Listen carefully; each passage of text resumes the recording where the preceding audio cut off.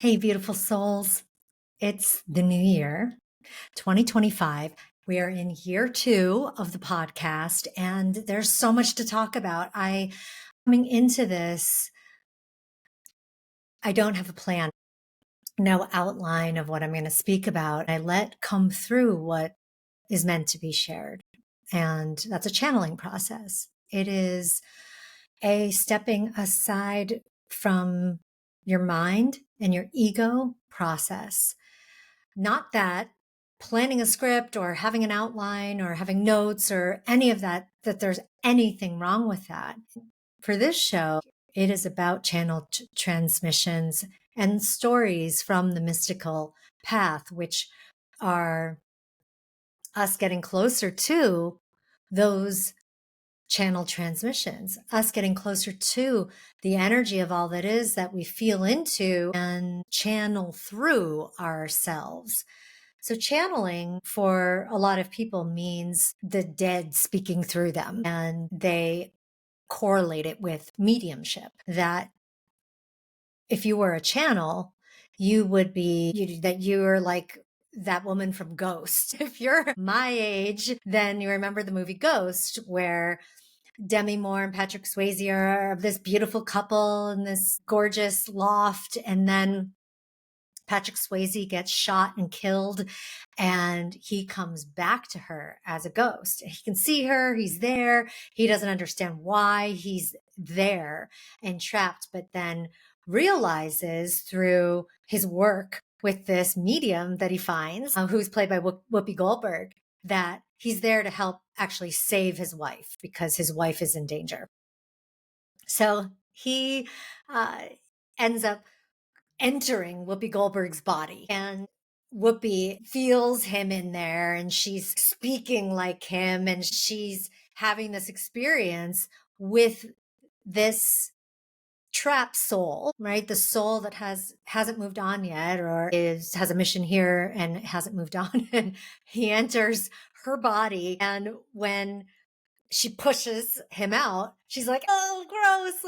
She just hated that experience of having somebody else in her body. And that's the Hollywood version of mediumship or channeling. And it gets equated with channeling, that it is you having ghosts enter your body, speaking through you to their living relatives, etc. Mediumship is real.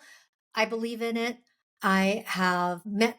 We've had mediums on this podcast. There's absolutely validity in mediumship, but mediumship doesn't equal channeling. It's a type of channeling, but channeling is us tapping into the energy of all that is, tapping into all of the resources that we all have available to ourselves at all times. Other types of channels that exist are those that might be channeling some other off-planet entity, another multidimensional entity, energetic being, alien. These are the Seths, the Abraham Hicks, the Bashars of the world, where some other energetic being is channeling through a human here to share messages that are helpful, hopeful, that are guidance for humanity. I've also had channels on this podcast who channel in that way. Also, a completely valid and phenomenal and beautiful process of supporting the human experience through all of our friends and all of the beings that exist in these multidimensional realms, because this is only one realm. This earth realm that we feel, this 3D experience that we're in, is just one realm. There is the realm of quantum time and space that isn't like the time that we think it is. There are the realms of energy that expand beyond just this physicality, this materiality. Much of the spiritual mystical journey is about tapping into those realms, tapping into ourselves as energetic beings, because we are too. We're not just this flesh and bones. How do we know this? Well, we give off energetic signatures for one, just based on the science that we've created up till now. We can measure the energy that we give off, the vibration and the frequency that we emit. So it can be measured scientifically. And if that's what you believe in and that's what you think is the mark of validity, then there you go. But then we also give off energy that can't be measured, or that we emit and feel and experience energy that may not even yet be able to be measured by our human instruments. And those are things that are felt. Those are things that are felt not only within an individual, but can be transmitted out through to others. That could be the powers of prayer, the impact of meditation, psychic phenomena like remote viewing and being able to communicate through telekinesis. These things have also been studied, measured, maybe aren't as universally accepted, but there's absolutely studies being done on those things as well.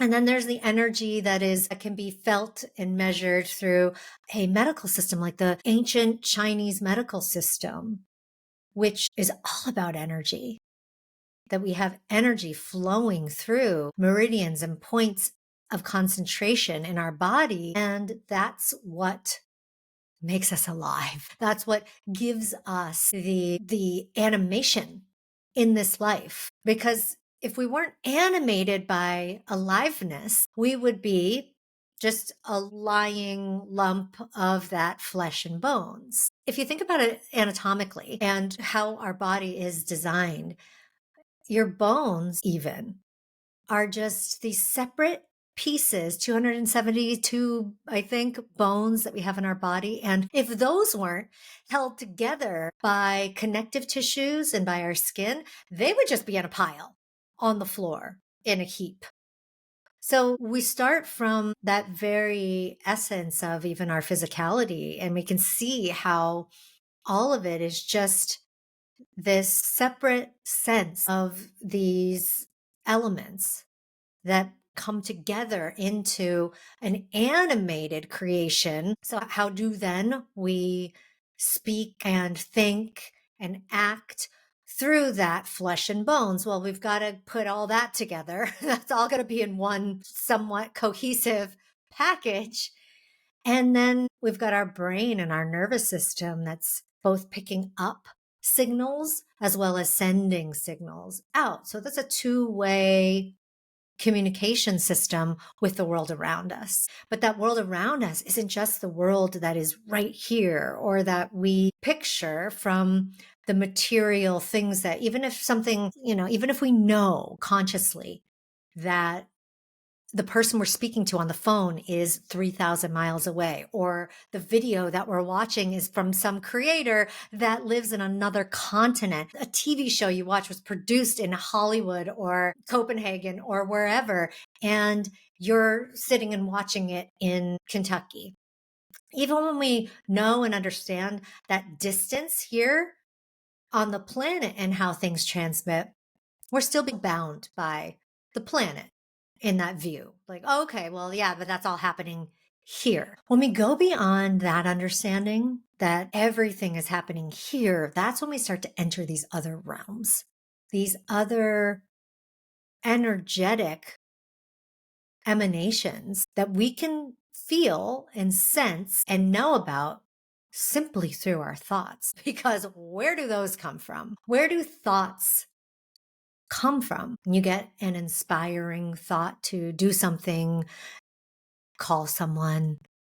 That's a common one for people, right? They're like, this person just popped into my head. Maybe I should call them or reach out to them. You might have a dream about somebody. And then, 2 days later, you run into them or they call you. We all have information channeling into us from some other place. Where is that other place? What is that other place? The mystical journey explores that whatness, that awareness. Where is that? What is that? My belief is that because we are all energy and that everything is energy, that we are communicating and transmitting way beyond ourselves way beyond what we can see and sense just right now with our five senses and into a collective consciousness. That might be your sixth sense, where you're tapped into an intuitive ability to know something from the collective consciousness. So know something from a human or a culture from far away, from that other continent. But that thought, that idea, that inspiration comes in and lands in you. And you think it's your idea. You think you created it. You're absolutely part of that creation because you received it, but it came from somewhere else. It came from some side of you beyond the earthly realm of where we can tap into humans that are on the other side of the planet.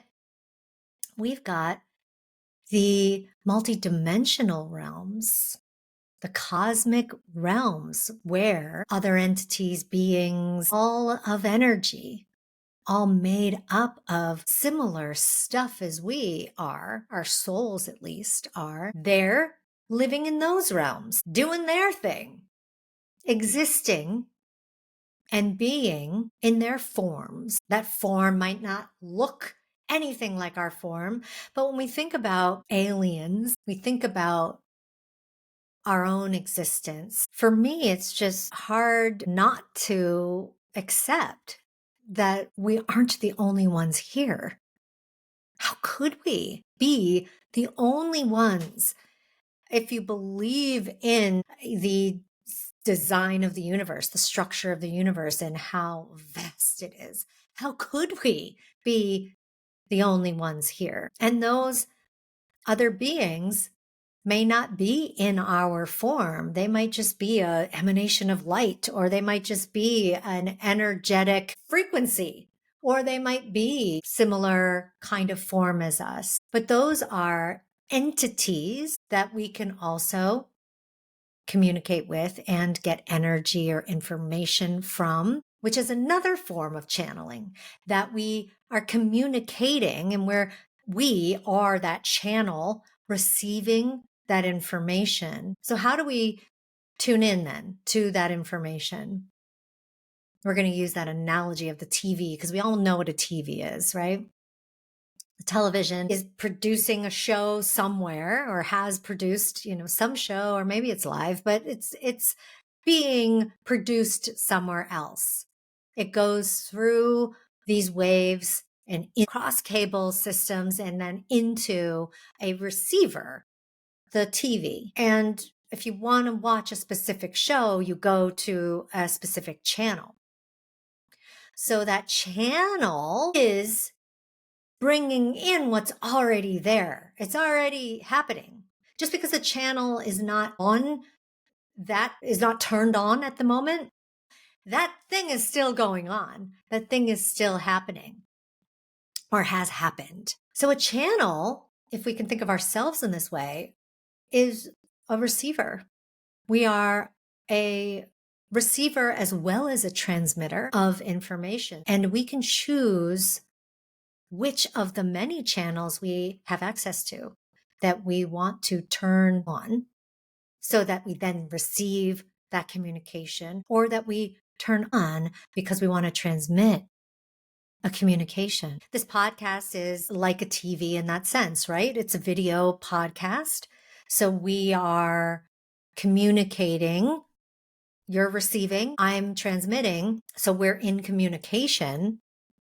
This message, whatever it is, that any podcast, any video show, any media that you look at and listen to is communicating. And you have then that relationship with that communication. You're the channel that is turning to this podcast because you hit play, or this video because you hit play, or this TV show because you turn to that channel. You are the one receiving that information. So you're channeling it. How do we get to a place of channeling information? By seeing and tuning in as a channel yourself, as a part of that channeled transmission, because without a receiver, that communication is dead. If no one ever listens to this podcast, it's there. It exists out there for someone to pick up on, but we haven't completed the communication. The communication is only one-sided. It's out there. It's been transmitted, but it hasn't yet been received. So the receiver is a crucial aspect of the channeling process. So as we get better at receiving, we also get to tune in more deeply to our own transmitting of information. And we can start simply by transmitting the things that we know, the things that are in our brains, right? So that's easily accessible stuff that we learned this thing. We then can go and transmit that information to someone else. We can channel it to them, and then them as a channel can receive that and go, okay, I heard that and I learned maybe about 20% of that or 50%. Or if they're super engaged and in tune, then they picked up 100% of what you shared. To channel messages that aren't just from your own brain that you learned because you read a book or you learned it through a course or you learned it from someone, to channel information that you, let's say, don't yet have access to, but we do because we have access to everything, but that you don't think that you have access to. That's getting into the multidimensional. That's getting into the where we are tapping into ourselves as a universal channel, as someone who can tune in to any other channel, that we can tune in to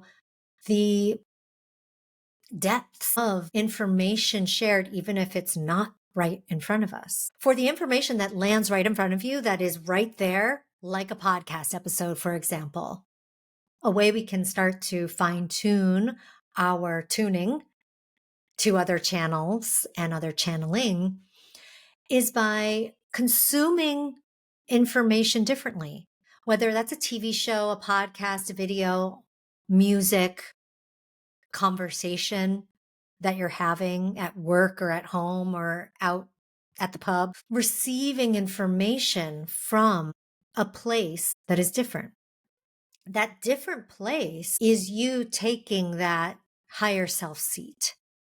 It's you taking in information and going, what lesson is here for me? What can I learn from this? When we start to live and operate from that place, we start to receive so many messages that are exactly for you.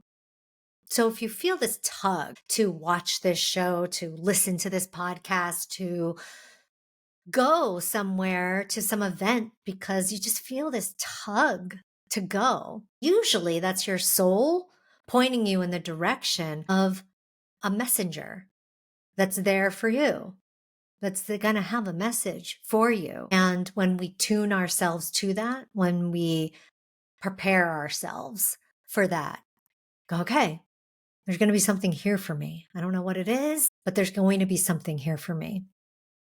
When we tune to that, with that curiosity, with that openness, then almost guaranteed there will be something for you, a message, a lesson, information that was crucial for some decision that you're trying to make, information that comes from the beyond. Most likely, the messenger isn't going to walk up to you and say, I've got a message for you that comes from the cosmos. I've got a message from you, from your dead relative who's channeling through me. I've got a message. It's not most likely going to come in that direct kind of fashion, which is why we need to tune ourselves to the messaging.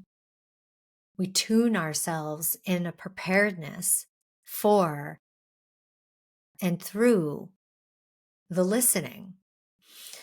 We can call it active listening. We can call it intuitive listening. We can call it cosmic listening, whatever you want to call it, but it's different than just listening to someone giving a lecture at a museum or just listening to this podcast or just listening to this TV show. It's listening from that deeper, higher place without expectation, without knowing what you're going to receive from it, but with a curiosity that you will, with a knowingness that you will. When we operate from that place and move through life in this way, we start to receive and become what we might more typically call a channel that is bringing in information. We don't know exactly where it comes from, but we know it was for us, and we're then going to use it in some way. I both channel for myself, and then I channel for you, to where I open myself up to that understanding that I am not just me, this flesh and bones. I am a soul traveler. And when I'm in that soul space traveling and picking up messages that come through, and I don't know what I'm going to say, I don't know exactly what's going to come through, but it comes through and I know it's exactly right for this moment. And I know that anybody tuning in who's felt called to hit play and listen up to this point, that message is also exactly the one that they need to hear. So when we get into this aligned channeling place, we are operating from our true nature. We are communicating with the universe, with the divine, because we know that we are that. And that communication is helpful in so many ways. It's not just, oh, cool, some parlor trick that I can channel information from some other place and tell you something about yourself that you don't know, or give you some information about something that might be coming. It's not about parlor tricks. It's not about skipping over and tricking life, because life is life. It's an unfolding that's for you, and you're going to walk in your life and unfold your own mystery, which is your own to unfold. And those messengers and teachers and mentors and people that come through to light your path are simply that.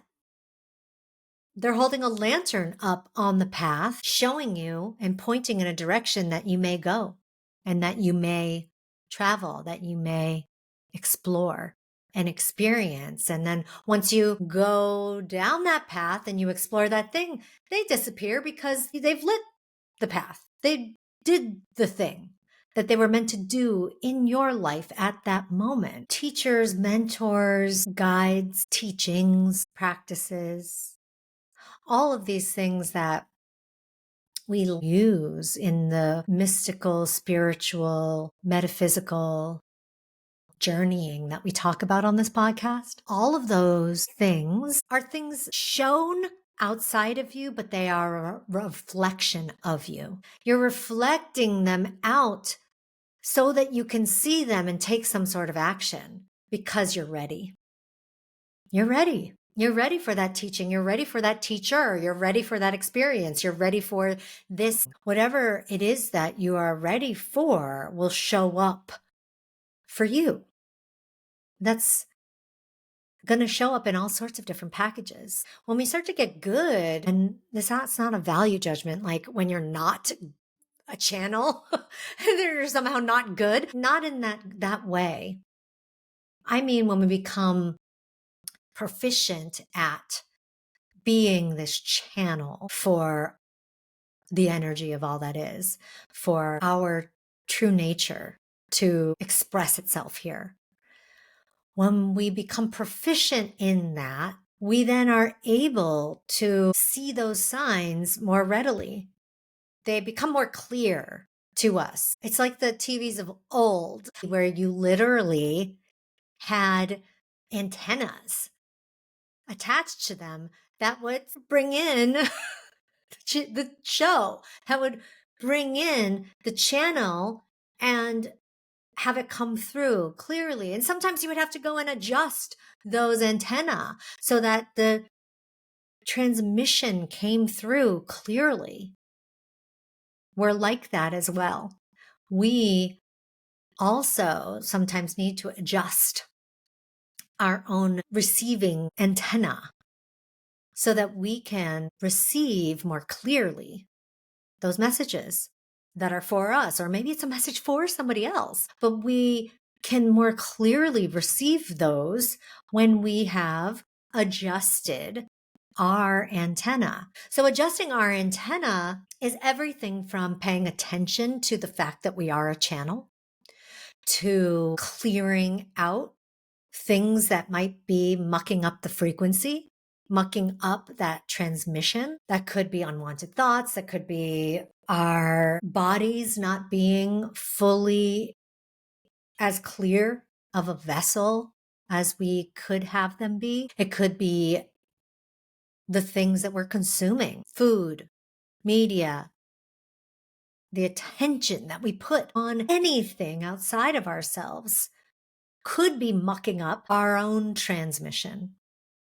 That's why retreats are so popular and are so beneficial, because you can go away and kind of get away from all of the normality, the things that might be contributing to the mucking up of the antenna. Maybe your antenna got way bent out of shape because of the job you're doing, or the relationship that you're in, or the place that you live, or the food that you're eating, or the amount of alcohol you're consuming, or whatever you're taking in from out here, the news that you're watching.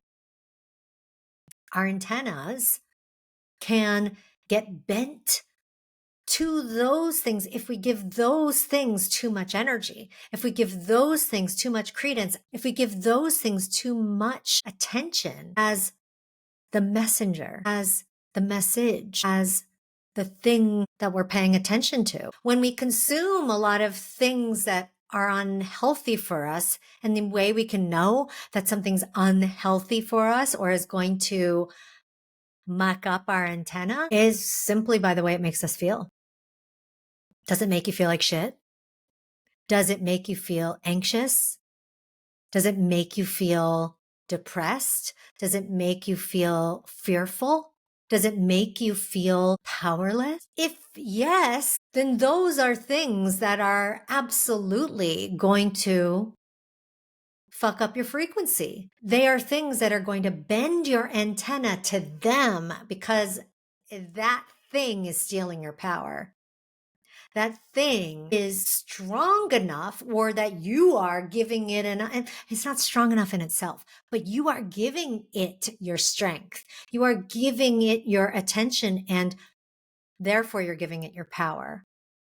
And therefore your antenna gets bent to that thing and away from the transmission of the light you could be receiving, from the messages that you could be receiving that are positive for your growth and expansion, bent away from truth, bent away from joy, bent away from wonder and awe, bent away from the miraculousness of what we're living in. It's all a choice. You can choose to do the former, but the mystical journey and path is about living in the latter.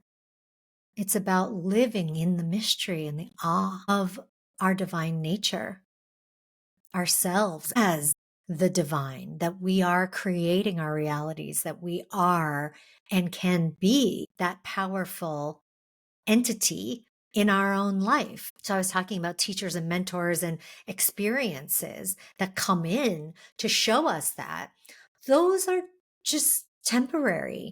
Even an addiction can be a teacher for you. And hopefully it's temporary, that it can come in and show us a darkness that we don't want to be in, or that we know is not meant for us. It can show us and give us a sense of comfort for a while. It can give us a sense of powerfulness. But the addiction side of the addiction, right? Not just the substance that someone might be addicted to, but the addiction energy, not the substance. Again, it's not about the alcohol or the cigarettes or the TV or the person you might be addicted to. It's the addiction energy. It's the energy that you've given your power over to. All of that's a choice. And all of it is a lesson. to be learned. What is in that addiction that can teach us and show us how powerful we are? Well, we're so powerful that the energy, my own power that I've given to that is killing me. Wow, that's how powerful we are because it's an energy exchange. You've given your energy over to that. It's just being used on you or against you now rather than being used for you. The mystical journey is about reclaiming that energy, picking it up and going, oh, that's mine. Thank you. Here it is over here. Spread it far and wide through all manner of things. You've bent your antenna to and away from your true north, from and pointing to yourself as a divine creator. So let's recap. We get into this place through usually not a choosing of our own. It is what life does to most of us born into the earthly realm. And so you're not alone in it. Everyone's been born into this and has this incredible challenge now set for them to go out and live into. And we get choice in the matter, which direction we want to go in. And there's teachers and mentors along the way that may light the path and say, hey, down here, come this way. This could be helpful. And there's, of course, negative things that can be as much teachers for you, like a substance that you become addicted to, like a painful relationship, like a bad decision that you made to give up your dreams and go do something that you hate for the rest of your life because you think you should. None of these things are bad in and of themselves. It's just about whether or not it's bad for you, whether or not you have a different calling, whether or not it's pointing you away from your own true north. So it's not bad. Someone's true north could be that they are a happy, contented employee, that they live in the same place for their entire life and never get married and have cats and are a Jeopardy fanatic. That could be someone's true north. That could be what they're here to do in this lifetime. There's nothing wrong with any of the choices that any of us make. You get to choose and decide what is right and wrong for you, what feels right and wrong for you. You get to be the one that goes, this is not what's meant for me. I know this because I have this curiosity about this other thing that is just pulling my attention, pulling my energy. It's making me hate this thing that I'm in. I cannot stop thinking about X, Y, or Z.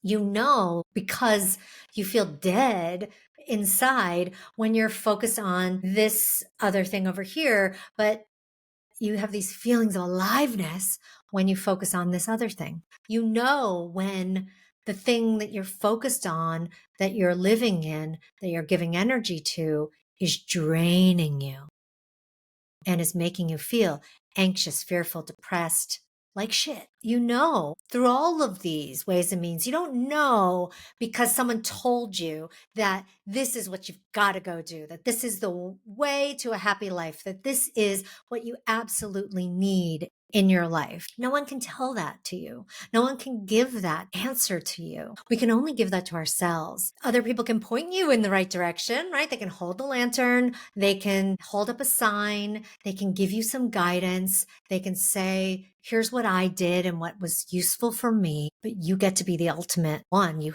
have to be the ultimate one that decides, that chooses, that creates and understands what it means to be a clear channel for yourself, what it means to transmit information. So the symbology, the messages that you get and how you interpret those messages, all your own as well. Everything that comes through, we run through our own intuition, our own set of intelligence, the intelligence that works through our entire system. We run through our own filters. Can we learn how to become a clearer channel through others? Yes, we can, because we all are here to share and teach one another. We're all here to learn from each other. So anybody, whether or not it's a teaching that you buy a book that has a bunch of teachings in it, it doesn't have to be that literal. It could be that this asshole boss of yours teaches you. They maybe not know that they're teaching you something, but they're teaching you something deeply that you needed to learn in your life about a pattern that you had with your father that was holding you back. Everyone and really everything around us, our teachers, can be teachers, can be messengers for what is right for us, what direction we should go in, what decisions we should make, what we want and need in our life to be in our highest and best state. But it all happens through choice. It all happens through focusing on the power that we have to do that. And then we can go forth and do it. We can go forth and ask of our life, everything that's showing up in our life, ask of it. What should I do next? Where should I go next? What do I need right now? Who am I in this moment? Who can I be for others? What will make me the most impactful in this life? What will make me just feel content? What and how can I serve in the best way possible? Asking these questions, not just of ourselves, asking this question of our higher self, which is connected to all that is, which is the channeling that we do for ourself. We channel in exactly what we need to know in every moment. This is how we become our own oracle, our own mentor, our own guide. We all can use some help sometimes from other mentors and guides. And the Everyday Mystic is so honored to be there with you as guidance through your journey at whatever stop you want to make here. You want to tune into an episode. This year, we're launching mentorship as well as self-guided courses that you can tap into, gain wisdom or insight from for your own journey, for your own decision making, for your own intuitive guidance. Now, if your intuition leads you there, amazing. And then you'll pick up whatever you need from it and go off on your own, in your own direction and in your own way. And that's so beautiful. Whatever we offer up through the Everyday Mystic isn't about a prescription of this is how you have to live and this is the way to be. This is what you've got to follow if you're going to be a mystic and you're going to have a spiritual life and you're going to be happy, right? Anything that's militant like that, that is so programmed, then it is a program. It is a programming over your own software. It's a program that replaces your own. You are your own program.